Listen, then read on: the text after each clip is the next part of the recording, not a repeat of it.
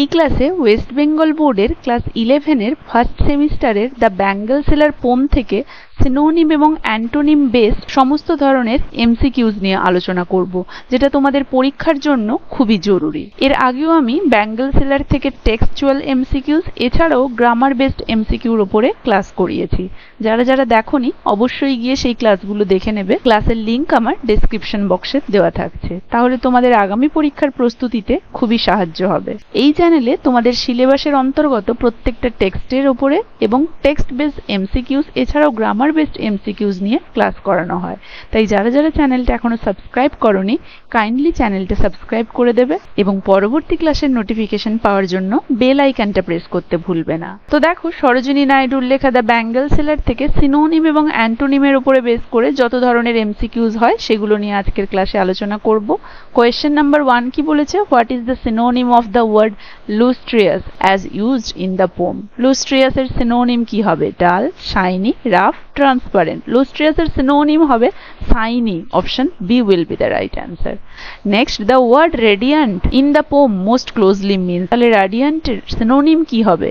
ডাল, glowing, faint, transparent. Radiant মানে চকচকে, উজ্জ্বল, so option B will be the right answer. Next, which of the following is an antonym of tender as used in the context of the poem? টেন্ডারের antonym কি হবে? Fragile, delicate, tough, soft. Tender মানে নরম, স্নেহপূর্ণ, তার antonym হতে হলে তাহলে হবে tough. Option C.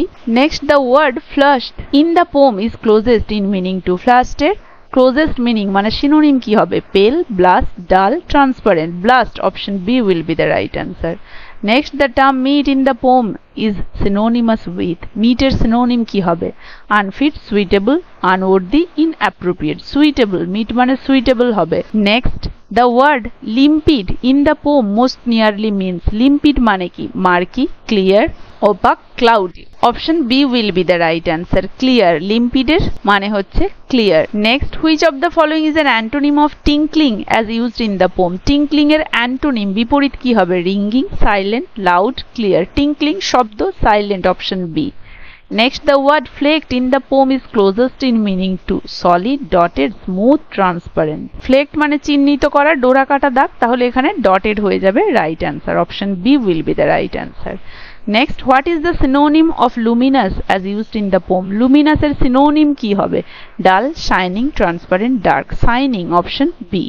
Next, the word tender in the poem means. tender এর মানে কি? tender মানে স্নেহপূর্ণ, নরম বলেছিলাম, rough, gentle, hard, strong. gentle. option B. নম্র মানে স্নেহপূর্ণর সাথে এটা ম্যাচ করছে। option B.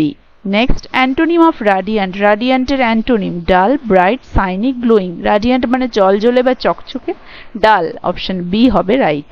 fire in the context of the poem means cold, hot, wet, dry. fiery মানে hot. option B will be the right answer. Next, the word aglow is closest in meaning to. dull, bright, dark, pale. bright. option B. Next, the antonym of clear in the poem is. clear এর antonym কি হবে? transparent, cloudy, bright, shiny. cloudy হবে clear, পরিষ্কার, cloudy মেঘযুক্ত মানে আবছা। option B. Next, the birds that dream metaphorically represent. birds that dream metaphorically কি বোঝাচ্ছে? মানে birds that dream এটার দ্বারা কি বোঝানো হয়েছে? young girls, married women, elderly women, children. young girls, bird, কুঁড়ি বলতে এখানে কুমারী মেয়েদের কথা বলা হয়েছে। option A will be the right answer. Next, the luminous bangles are meant to symbolize. luminous bangles মানে কি? কিসের প্রতীক? darkness, brightness and clarity, dullness, roughness. brightness উজ্জ্বলতার Pratik. option B.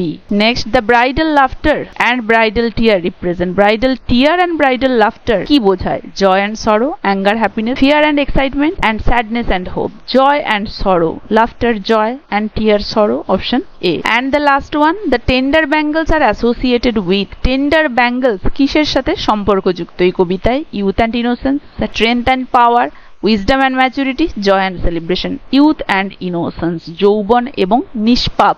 option A will be the right answer. tender মানে youth and innocence কে মিন করে, youth and innocence এর সাথে tender যুক্ত। তো এই হলো সিনোনিম এবং antonym based MCQs Bengal seller থেকে। আশা করি সবাই বুঝতে পেরেছো, কারো কোথাও অসুবিধে নেই। কার কেমন লাগলো জানাবে, ভালো লাগলে একটা লাইক আর শেয়ার করে দেবে, আর কাইন্ডলি আমার চ্যানেলটাকে সবাই ফলো করে নেবে। এই ক্লাসটা এখানেই শেষ, দেখা হচ্ছে এর পরের ক্লাসে নতুন একটা টপিক নিয়ে।